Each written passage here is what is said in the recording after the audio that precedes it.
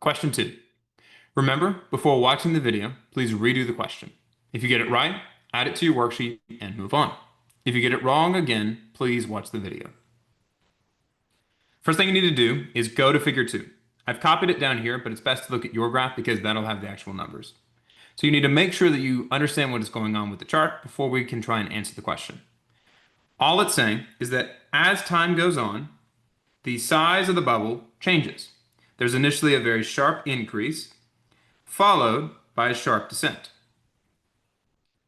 Now we know what we need to know in order to go to the question.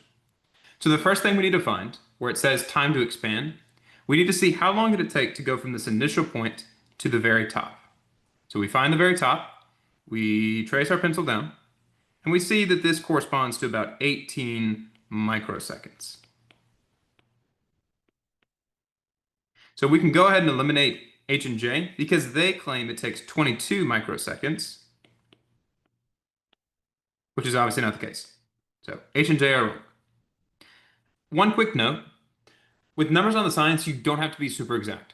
So for instance, if you thought that it was about 17 microseconds, that's not the end of the world. You will still be able to get the right answer. So moving on, let's now focus on that second column, time to contract. So what we need to find now is how long did it take to go from this top point here all the way down to the low point down here. So what we're going to do is we're going to find at what point did it hit its low point, and it was at 22 microseconds.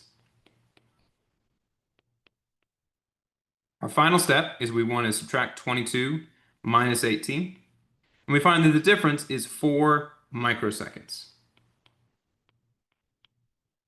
which is why it is answer choice F.